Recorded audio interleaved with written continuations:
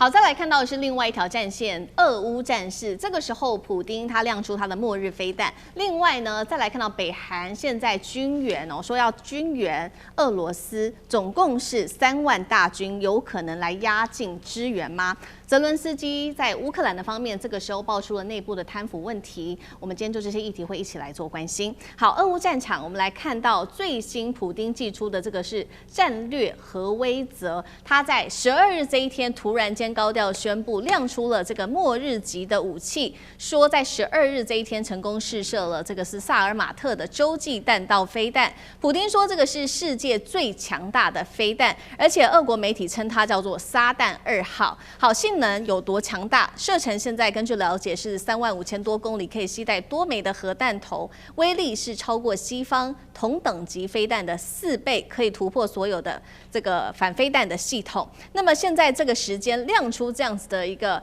末日級的武器，大家也覺得很奇怪，因為普丁還有呢，我們看到這個川普不是都說戰爭已經要接近尾聲了嗎？為什麼在此刻要亮出這一款核彈呢？是要警告美國跟北約嗎？那幹哥怎麼解讀？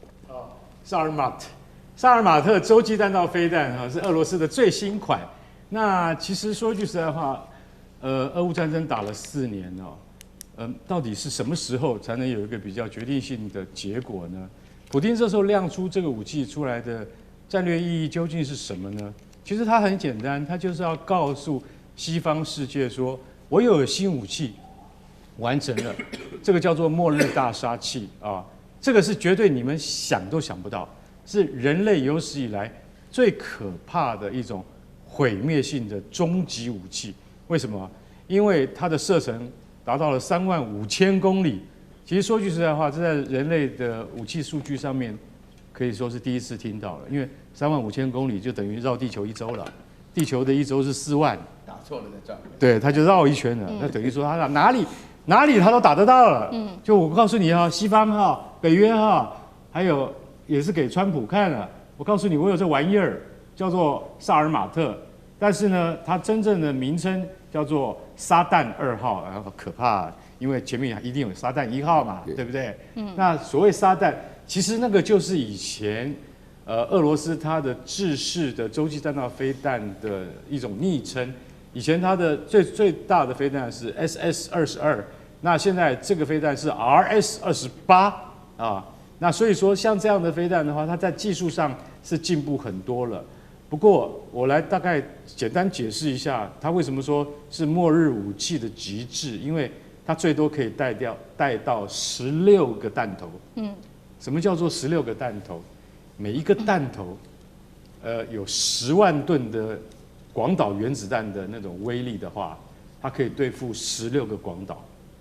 也就是說，它可以對付16個城市。這一枚飛彈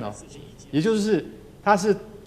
它是一枚飛彈飛出去以後，它是多目標就大氣层重返大氣层載具，它可以分離。一個跑向紐約，一個跑向芝加哥，一個跑向長灘等等，就是說一枚它就可以解決16個城市。請問美國你有幾個城市可以讓它解決？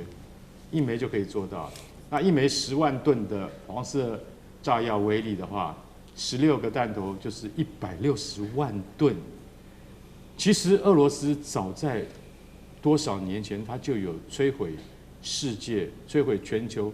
的這個所有的目標的能力了，美國也一樣，所以當時為什麼會有限制戰略武器談判，SALT，像這樣的那種，因為為什麼？因為大家手上所具有的核子武器已經遠遠超過人類所能夠負擔的限度了，所以你說射程超過35000公里，可以攜帶多枚核彈頭，那超過這個西方同級飛彈，所謂同級飛彈就是什麼？就是美國的義勇兵洲際彈道飛彈系統，他說我超過你4倍，其實倍數已經完全沒有意義了。為什麼？因為義勇兵洲際彈道飛彈同樣也可以帶10個彈頭，也就是說打起來保證毀滅，你毀我也毀。當然，我們中國也有東風系列飛彈，可以說不遑多讓。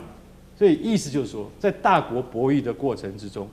具有洲際攻擊能力以及重返大氣層的載具的這樣的能力，是一國國力的基本象徵。因此，普丁在這個時候再秀出這個東西來，美國專家馬上打臉，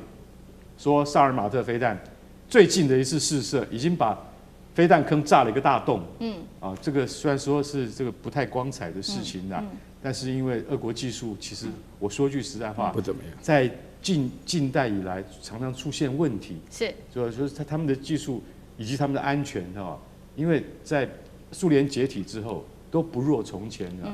那普丁這個時候拿出這個東西來，是要增強自己的統治威信，告訴你說我已經開要裝備這樣的武器了。那所以不管怎麼樣，美國你要把它當一回事來辦。對於將來俄烏戰爭的未來的最終的走向，拿出核子武器來當做他的一個保險，跟他必勝的擔保，我想這就是他的另一種政治語言的展現。好，一邊是這個普丁，他再一次的武裝這個俄羅斯自己國內的軍備。那另外一方面，其實呢，現在普丁也不斷的強調說，在戰時他們的經濟上是沒有問題的，因為西方一直說這個俄羅斯的經濟崩潰，一方面是經濟問題，第二個事情是普丁還不斷強調說，我們有來自於北韓的最新軍援，那包括這個軍援的內容，現在說有這個彈炮。炮彈，還有火箭炮，還有短程的彈道飛彈，火星11A 等等。再來就是傳出北韓接下來呢還會再準備再派3萬士兵來支援，目前是1萬多名士兵，現在是已經在戰區了，他們是北韓的特種部隊哦。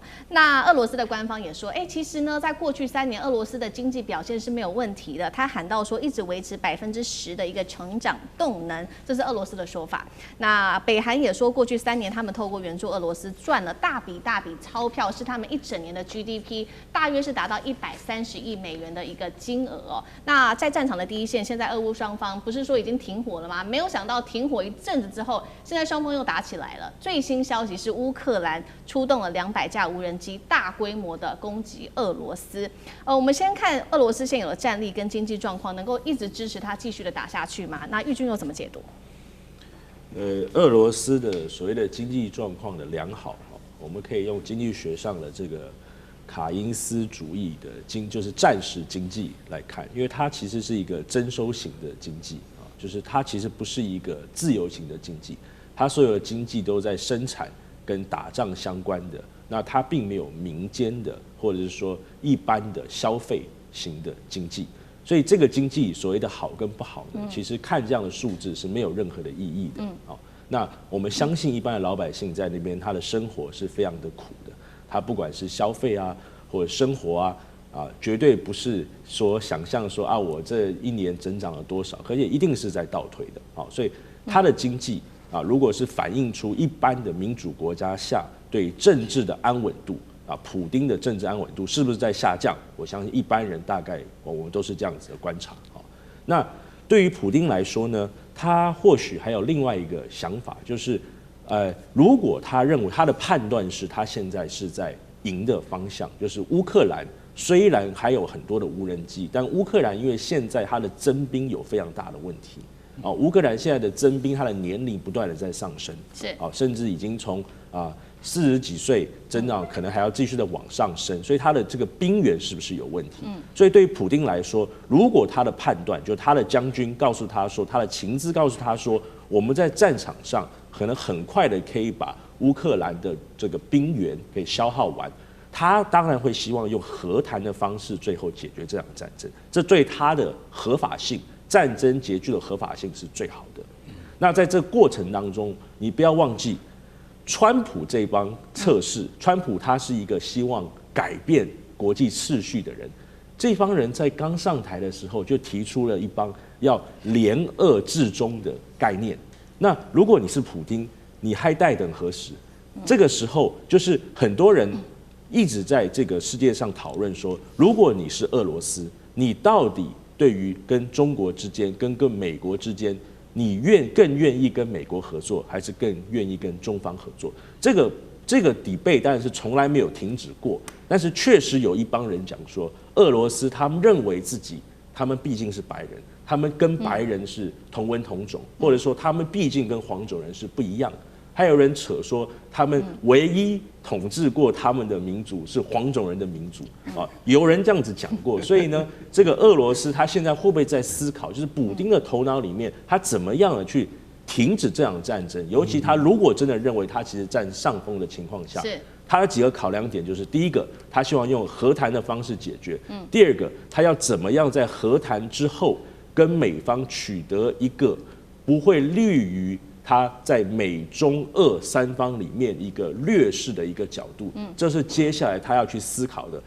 最後就是他一旦戰時經濟結束了之後，他的經濟會面臨很大的問題，他要怎麼樣靠美國跟川普的合作，不讓他的經濟繼續的崩盤。好，這個是俄羅斯方面。那剛剛其實玉君也特別幫我們提到，現在烏克蘭面臨的問題就是這個增兵還有兵源的問題。所以呢，現在我們看到這個烏克蘭內部有關於增兵的問題哦，還有它內部的這個人員體系的問題，我們也一起來看。因為呢，最近是爆出了他們的高層這個接連的貪腐疑雲。那其實這涉及的部門非常的多，從總統核心圈的幕僚到能源部門到大型的建設等等都有，還有就是前幕僚長長期親信的叶爾马克都捲入了1000萬美元這麼高的一個洗錢案，甚至有一些案子還涉及跟總統有關係哦。那同時戰場內部來看到一些警訊，就是烏克蘭高度依賴的無人機作戰，但是在最近呢，因為要快速動員、臨時增兵等等的問題，竟然是打到了自己的友軍哦，說是誤擊事件。岳老師怎麼看？我覺得俄烏之間的衝突已經4年多了哈，那這個澤連斯基帶頭以及他的幕僚貪污的消息從來沒斷過，那我個人會覺得說這個可能是這一次的話呢，不管是不是特別嚴重，因為我們人不在現場，我們也沒辦法隔得這麼遠做判斷，但是我可以知道基本上有3個情況是烏克蘭目前為止是比較困難的。你第一個的話呢，就是說烏克蘭原來一開始的時候呢，那個澤連斯基不知道大家記不記得，他跑到就是剛開始的時候跑到美國國會去演講的時候，美國國會哇不得了啊，參眾兩院都站起來鼓掌啊。那一個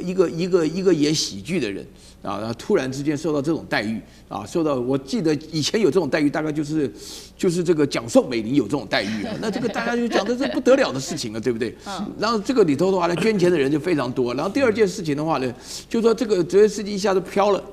他自己都覺得自己不得了啊，成為这個對抗邪惡的這個主要天使一樣。那這樣子的話呢，那這裡面所牽涉到的權利啊什麼的，以及那個就傳出來他的這個夫人呢，就是跑到這個巴黎去的時候，就是他在那邊跟法國談，他自己跑到那個這個巴黎的這個名牌裡面去買包包嘛，這個消息也是有的嘛。然後這種情況，這個負面的消息不太好。然后第3點的話呢，我覺得這個烏克蘭目前的這個情況下，確實是到了澤連斯基要準備改選了。我覺得說澤連斯基如果接受這個改選，然後他選上的可能性又不是特別大，然後他底下那個接班人在倫敦當大使已經蠻久的哈，這個扎盧日內啊已經是做了非常長期的這個原來是參謀總長的身份。那麼在這種情況下呢，因為澤連斯基呢，他有前面這一段跟後面這一段，前面這一段很得意，後面這段很失意啊，所以在這種情況下配上美國碰到了川普還要搞好長一段時間。所以我覺得他自己借這個消息的話呢，我感覺到這種說澤連斯基貪污的消息，或者說他底下收回扣的消息，底下的幕僚什麼的，也就說明啊，他自己並沒有被調查，這個要搞清楚哈。就是但是呢，他已經不是人了，原因就是因為他沒有辦法管好自己的首相，這個跟他要準備換人是有異曲同工之妙。就是能力不行的話，你就換下來了。好，大概是這樣子。好，謝謝岳老師。那我們休息一下，馬上回来。地緣政治、美中之爭、戰略價值、強權崛起、小國生存，現在與未來洞悉事件走向，掌握世界脈動，全球觀點盡在環球大